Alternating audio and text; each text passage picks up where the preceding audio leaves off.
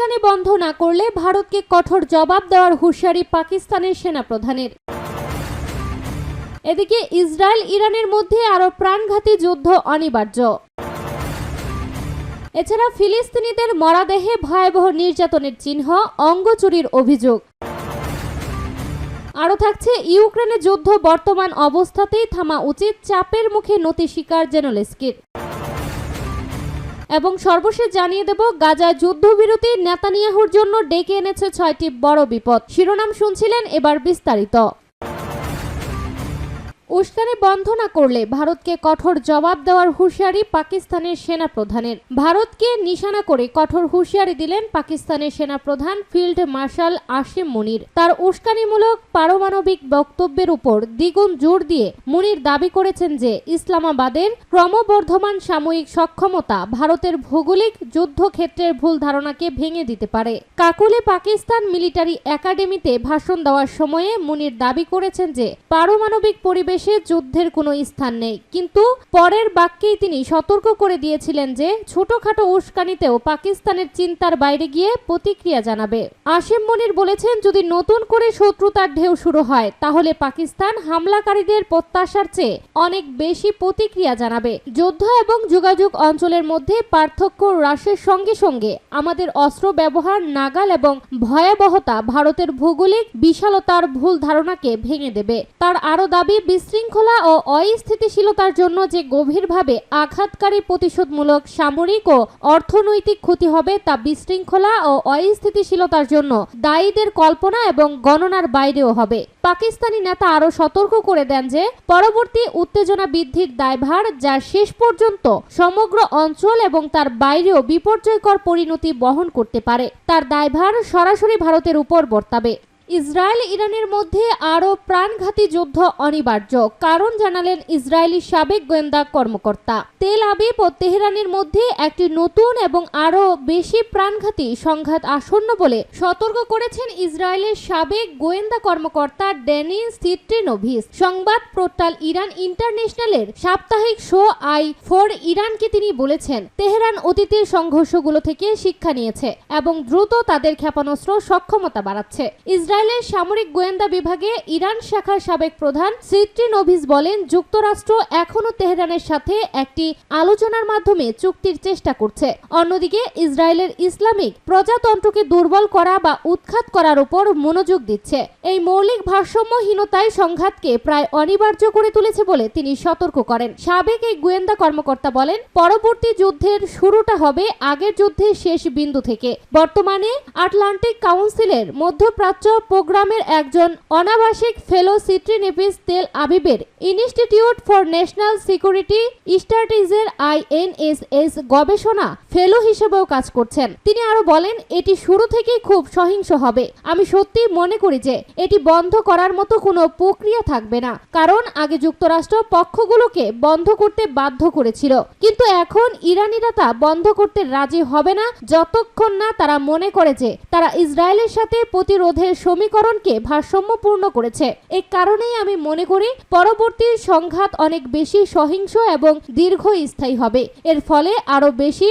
বেসামরিক লোক হতাহত হবে, বলেন তিনি। সিট্রিনোভিচের এই সতর্কতা এমন সময়ে এলো যখন প্রেসিডেন্ট ডোনাল্ড ট্রাম্প 12 দিনে ইরান ইসরায়েল যুদ্ধকে একটি নির্ণায়ক বিজয় হিসেবে তুলে ধরেছে। ট্রাম্প বরাবরই বলেছেন, যুক্তরাষ্ট্রের B-2 বোমারু বিমান হামলা ইরানের মূল পারমাণবিক স্থানগুলোকে সম্পূর্ণ ধ্বংস করে দিয়েছে, যা তেহরানকে যুদ্ধবিরতি মেনে নিতে এবং তাদের পারমাণবিক উচ্চাকাঙ্ক্ষা থামাতে বাধ্য করেছে।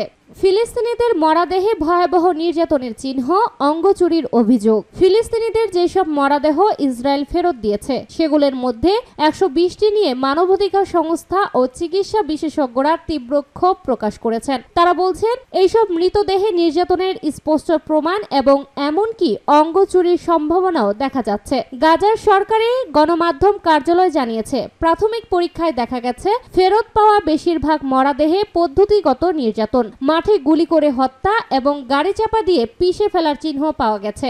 এই 120টি মরদেহ 3 ধাপে ফেরত দেওয়া হয়। প্রথমে মঙ্গলবার 45টি, পরের দিন বুধবার আরো 45টি এবং বৃহস্পতিবার 30টি মরদেহ ফেরত দেওয়া হয়। গাজার স্বাস্থ্য মন্ত্রণালয়ের মহাপরিচালক মুনির আল বুরশ এক্সে লিখেছেন, মৃতদেহগুলো পশুর মতো বাঁধা ছিল, চোখ বাঁধা এবং তাতে ভয়াবহ নির্যাতন ও দগ্ধতার চিহ্ন রয়েছে। এসব বিষয় গোপনে সংঘটিত অপরাধগুলোর প্রকৃত মাত্রা প্রকাশ করে। তিনি আরো বলেন, তারা স্বাভাবিকভাবে মারা যায়নি। হাত পা বাঁধার পর তাদের গুলি করে হত্যা করা হয়েছে। তাদের দেহ মাটিতে কবর দেওয়া হয়নি, বরং ইসরায়েলি বাহিনী তাদের মৃতদেহ রেফ্রিজারেটরে মাসের পর মাস ধরে রেখেছিল।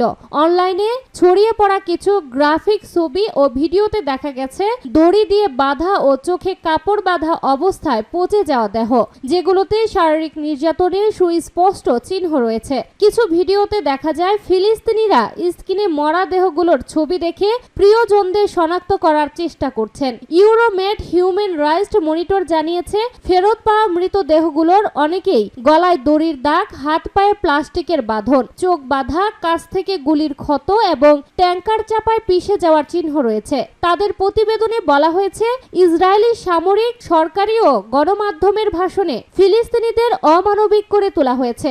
তাদের নির্মূলযোগ্য জনগোষ্ঠী হিসেবে উপস্থাপন করা হয়েছে। সংস্থাটি আরো বলছে, এই মনোভাব মাঠ পর্যায়ে এমন সহিংস আচরণের রূপ নিয়েছে যেখানে বন্দীদের সুরক্ষা থেকে বঞ্চিত করে তাদের উপর নির্যাতন, গুম এবং মৃত্যুদণ্ডের মতো আচরণ চালানো হয়েছে। গাজার সরকারি গণমাধ্যম কার্যালয়ের প্রধান ইসমাইল আল থাওপ্তা জানান, মৃতদেহগুলো পরীক্ষায় দেখা গেছে অনেকের দেহে বড় অংশ অনুপস্থিত। তিনি বলেন, আমরা অর্ধেক দেহ, মাথাবিহীন, হাত পা বিহীন, চোখ বিহীন এবং অভ্যন্তরীণ অঙ্গহীন দেহ পেয়েছি। এটি শক্তভাবে ইঙ্গিত দেয় যে ইসরায়েল অঙ্গ চুরিতে জড়িত। মৃতদেহ ফেরত দেওয়া হয়েছে গত শুক্রবার ঘোষিত যুদ্ধবিরতি ও বন্দি বিনিময় চুক্তির আওতায়। চুক্তি অনুযায়ী সোমবার হামাস 20 জন জীবিত ইসরায়েলি বন্দীকে মুক্তি দিয়েছে। এর বিনিময়ে প্রায় 2000 ফিলিস্তিনি বন্দী মুক্তি পেয়েছেন। রিপোর্ট লেখা পর্যন্ত হামাস 28 জন মৃত ইসরায়েলি বন্দীর মধ্যে 7 জনের দেহ ফেরত দিয়েছে। বাকি দেহগুলো শনাক্ত ও উদ্ধার শেষে হস্তান্তর করা হবে। অন্যদিকে ইসরায়েল ইতিমধ্যে 120 জন ফিলিস্তিনির মৃতদেহ ফেরত দিয়েছে। মোট প্রায় 400 জনের দেহ ফেরত দেওয়া হবে বলে আশা করা হচ্ছে। ইউক্রেনের যুদ্ধ বর্তমান অবস্থাতেই থামা উচিত, চাপের মুখে নতি স্বীকার জেলেনস্কি। ইউক্রেনের প্রেসিডেন্ট ভ্লাদিমির জেলেনস্কি মার্কিন প্রেসিডেন্ট ডোনাল্ড ট্রাম্পের সাথে একমত হয়েছে যে ইউক্রেন যুদ্ধরত পক্ষগুলো যেখানে যে অবস্থায় আছে সে অবস্থাতেই লড়াই বন্ধ করা উচিত। তিনি ঠিক বলেছেন, আমাদের যেখানে আছি সেখানেই থামা উচিত, তারপর আমরা কথা বলবো। হোয়াইট হাউসে ট্রাম্পের সাথে বৈঠকের পর মার্কিন প্রেসিডেন্টের করা একটি মন্তব্যের বিষয়ে মন্তব্য করতে বলা হলে জেনেলস্কি বলেন, এর আগে ইউক্রেনের প্রেসিডেন্ট স্বীকার করেছিলেন যে রাশিয়ার কাছে হারানো ভূখণ্ড ফিরে পাওয়ার বিষয়টি আলোচনার টেবিলে আনা হবে। এদিকে শুক্রবার হোয়াইট হাউসে press secretary Karoline Leavitt Fox নিউজকে বলেন, মার্কিন প্রেসিডেন্ট ডোনাল্ড ট্রাম্প ইউক্রেনের সংঘাতের শান্তিপূর্ণ সমাধানের জন্য কাজ চালিয়ে যাবেন।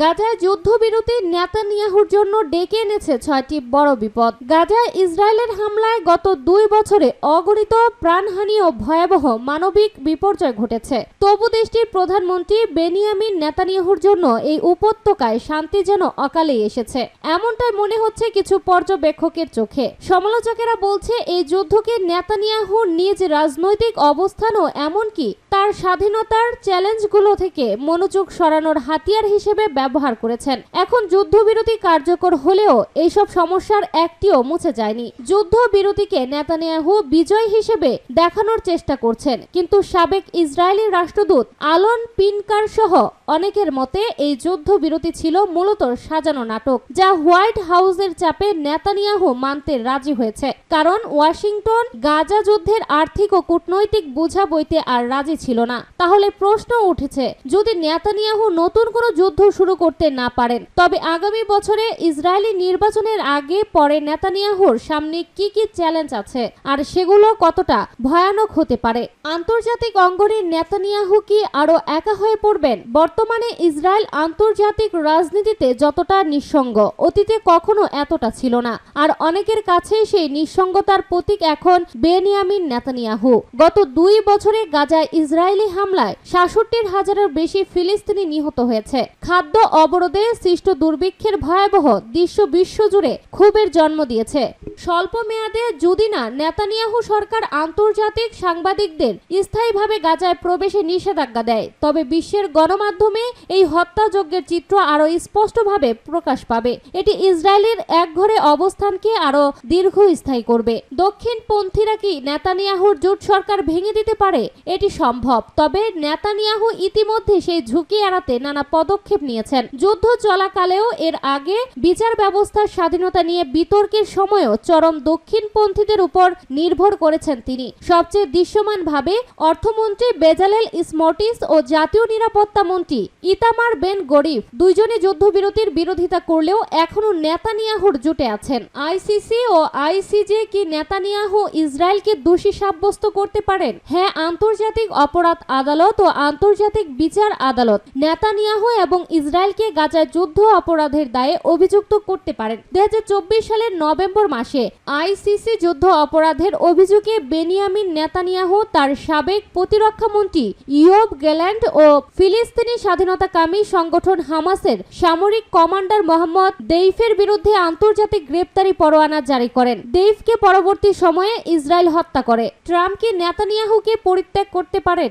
এই সম্ভাবনা একেবারে উড়িয়ে দেওয়া যায় না। বর্তমানে যুক্তরাষ্ট্রই ইসরায়েলের সবচেয়ে বড় আর্থিক, সামরিক ও কূটনৈতিক ভরসা। ওয়াশিংটনের সমর্থন ছাড়া ইসরায়েল আর নেতানিয়াহু মারাত্মক বিপদে পড়বেন। যতই নেতানিয়াহু দাবি করুন প্রেসিডেন্ট ডোনাল্ড ট্রাম্পের সমর্থনেরও সীমা আছে। 2021 সালে ট্রাম্প নাকি ভীষণ ক্রুদ্ধ হয়েছিলেন। ওই সময় নেতানিয়াহু প্রথম কয়েকজন বিশ্ব নেতার একজন ছিলেন যিনি জো বাইডেনকে নির্বাচনে জেতায় অভিনন্দন জানিয়েছিলেন। এমনকি গত মে মাসে ট্রাম্প নেতানিয়াহুর সঙ্গে যোগাযোগ বন্ধ করে দেন বলে জানা যায়, কারণ তিনি মনে করেছিলেন নেতানিয়াহু তাকে ব্যবহার করার চেষ্টা করছেন। 7 অক্টোবরের হামলার আগে নিরাপত্তা ব্যর্থতা নিয়ে কি তদন্ত হবে? এই সম্ভাবনা এখন ক্রমেই বাড়ছে। 2023 সালের 7 অক্টোবর হামাসের নেতৃত্বে ইসরায়েলে হামলায় 1139 জন নিহত হন। জিম্মি করা হয় প্রায় 250 জনকে। এই ঘটনার তদন্তে দেখা গেছে ইসরায়েলের সেনা ও গোয়েন্দা সংস্থাগুলোর মধ্যে গুরুতর দুর্বলতা ও সমন্বয়হীনতা ছিল। তারা এমন আক্রমণের কোনো পূর্বাভাসই ধরতে পারেনি। পৃথক তদন্তের পর সেনাবাহিনী ও গোয়েন্দা সংস্থার প্রধান দুজনই পদত্যাগ করেন। নেতানিয়াহুর কি জেলে যাওয়ার আশঙ্কা আছে? হ্যাঁ, তা রয়ে গেছে। গত সোমবার ট্রাম্প নিজেই গাজা যুদ্ধ ও নেতানিয়াহুর দুর্নীতি মামলার যোগসূত্রের ইঙ্গিত দিয়েছে। ইসরায়েলের পার্লামেন্টে দেওয়া ভাষণে ট্রাম্প দেশটির প্রেসিডেন্ট আইজ্যাক হারজগকে নেতানিয়াহুকে ক্ষমা করে দেওয়ার আহ্বান জানান। মজা করে বলেন, সিগার আর শ্যাম্পেন নিয়ে কি কারো মাথা ব্যথা আছে? তবে বাস্তবে নেতানিয়াহুর বিরুদ্ধে 3টি দুর্নীতি মামলা চলছে। যুদ্ধকালেও নানা বিলম্ব সত্ত্বেও মামলাগুলোর কার্যক্রম থেমে থাকেনি। নেতানিয়াহুর বিরুদ্ধে ঘুষ, জালিয়াতি ও আস্থা ভঙ্গের অভিযোগ আনা হয়েছে। এসব মামলায় দোষী পরিণত হলে তার 10 বছরের কারাদণ্ড হতে পারে।